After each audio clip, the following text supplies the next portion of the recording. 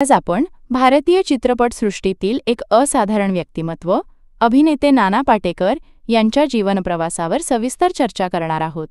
त्यांचा जन्म, शिक्षण, पत्नी, कुटुंब आणि त्यांच्या कलाप्रवासातील महत्त्वाचे टप्पे या सगळ्यावर आपण जवळपास 30 मिनिटे चर्चा करणार आहोत. कुठेही थांबू नका, एका ओघात हा प्रवास सुरूच ठेवूया. नाना पाटेकर यांच्या पत्नी नीलकांती पाटेकर. नाना पाटेकर यांच्या पत्नीचे नाव नीलकांती पाटेकर आहे. त्या स्वतः एक राष्ट्रीय पुरस्कार विजेत्या मराठी अभिनेत्री आहेत. नीलकांती पाटेकर यांचा जन्म पुण्यात झाला. त्यांचे वडील केंद्रीय उत्पादन शुल्क विभागात कार्यरत असल्यामुळे त्यांचे बालपण विविध शहरांमध्ये फिरण्यात गेले. त्यांनी आयआयटी प्रवेश परीक्षा उत्तीर्ण केली होती आणि त्यांच्या वडिलांना त्यांना भौतिकशास्त्रात करिअर करायचे होते, परंतु नीलकांती यांना अभिनयाची आवड होती. लहानपणापासूनच त्या नाटकांमधून सक्रिय होत्या. त्यांनी मराठी रंगभूमीवर आपल्या प्रभावी अभिनयाने एक वेगळी छाप सोडली.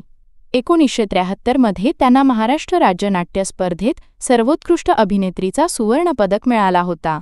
तसेच 1989 मध्ये आत्मविश्वास या चित्रपटातील अभिनयासाठी त्यांना महाराष्ट्र राज्य सरकारचा सर्वोत्कृष्ट अभिनेत्रीचा पुरस्कार मिळाला.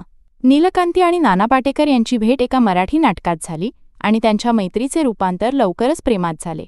1978 मध्ये नाना 27 वर्षांचे असताना त्यांचे लग्न झाले. काही वर्षांनंतर त्यांना एक मुलगा झाला, पण दुर्दैवाने तो 2.5 वर्षांचा असताना त्याचे निधन झाले. त्यानंतर त्यांना मल्हार नावाचा दुसरा मुलगा झाला. नीलकांती पाटेकर यांनी काही काळ चित्रपटसृष्टीतून ब्रेक घेतला होता, पण अलीकडेच त्यांनी विकी कौशल आणि रश्मिका मंदाना अभिनीत छप्पर या चित्रपटातून दमदार पुनरागमन केले आहे. जरी नाना आणि नीलकांती अनेक वर्षांपासून वेगळे राहत असले तरी ते अजूनही कायदेशीररित्या विवाहित आहेत. नाना पाटेकर यांचा जीवनप्रवास.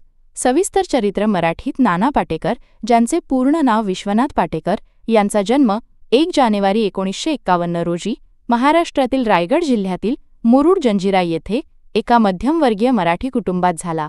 त्यांचे वडील दिनकर पाटेकर हे चित्रकार होते आणि त्यांचा कपड्यांचा छोटा व्यवसाय होता, तर त्यांच्या आईचे नाव संजनाबाई पाटेकर होते. नानांना एकूण 7 भावंडे होती, त्यापैकी 5 जणांचे लहानपणीच निधन झाले. अशोक आणि दिलीप पाटेकर अशी त्यांच्या 2 भावांची नावे आहेत. नाना पाटेकर यांचे बालपण आर्थिक अडचणींनी भरलेले होते. त्यांचे वडील एका हृदयविकाराच्या झटक्याने निधन पावले. त्यावेळी नाना फक्त 28 वर्षांचे होते. कुटुंबाला मोठा आर्थिक फटका बसला होता. या परिस्थितीमुळे त्यांना लहानपणापासूनच कामाला लागावे लागले. त्यांनी वयाच्या 13व्या वर्षापासून नाटकात काम करायला सुरुवात केली, ज्यामुळे त्यांना अभिनयाची आवड निर्माण झाली. ते शालेय शिक्षण मुंबईतील दादर पश्चिम येथील समर्थ विद्यालयात झाले. त्यानंतर त्यांनी मुंबईतील सर जे इन्स्टिट्यूट ऑफ अप्लाइड आर्ट येथून कला शिक्षण घेतले. कॉलेजच्या दिवसांपासूनच ते आंतरमहाविद्यालयीन नाट्यस्पर्धांमध्ये सक्रिय होते. अभिनयामुळे त्यांना आयुष्यात एक आउटलेट मिळालं असं ते अनेकदा सांगतात. त्यांच्या आयुष्यातील निराशा आणि अडचणीतून बाहेर पडण्याचा एक मार्ग अभिनय बनला.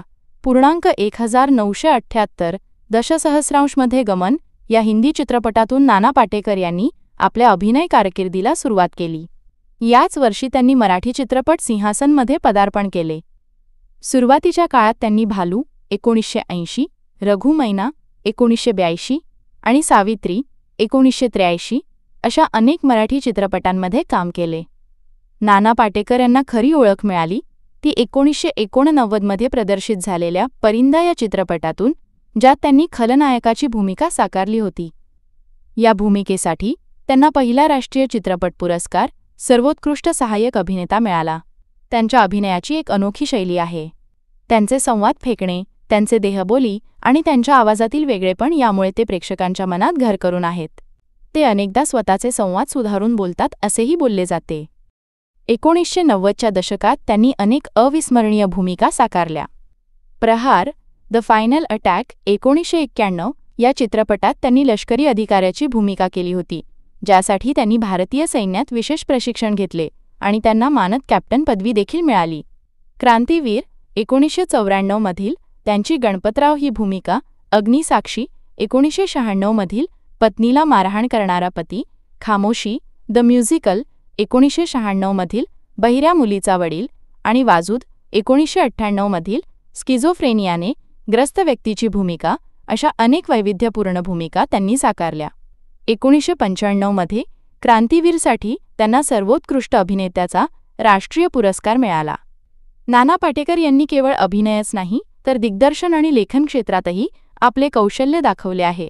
प्रहार, द फायनल अटॅक या चित्रपटाचे दिग्दर्शन त्यांनीच केले होते.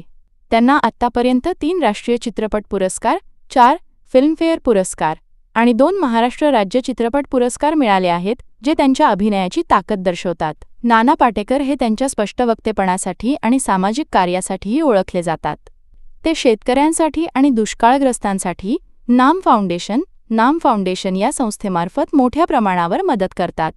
त्यांनी अनेकदा सांगितले आहे की त्यांनी पोलिसांसोबत मुंबई दंगलीच्या वेळी संशयितांची रेखाचित्रे काढण्यातही मदत केली होती आणि काही काळ गुप्त पोलिसाचे कामही केले होते. 56व्या वर्षी त्यांनी धूम्रपान सोडले. ते त्यांच्या साधेपणासाठी आणि जमिनीशी जोडलेल्या स्वभावासाठी ओळखले जातात. नाना पाटेकर हे भारतीय चित्रपटसृष्टीतील एक असे व्यक्तिमत्व आहेत ज्यांनी आपल्या अभिनयाने, सामाजिक कार्यांनी आणि अद्वितीय व्यक्तिमत्वाने प्रेक्षकांच्या मनावर राज्य केले आहे. त्यांच्या आयुष्यातील चढउतार, त्यांचे संघर्ष आणि त्यांचे यश हे अनेकांसाठी प्रेरणादायी आहे. आजही त्यांचे चित्रपट आणि संवाद प्रेक्षकांमध्ये लोकप्रिय आहेत. अशा प्रकारे नाना पाटेकर यांचा जीवनप्रवास हा संघर्ष, जिद्द, कठोर परिश्रम आणि यशाची एक प्रेरणादायी गाथा आहे. त्यांचा अभिनय आणि त्यांचे सामाजिक कार्य हे कायमच स्मरणात राहतील.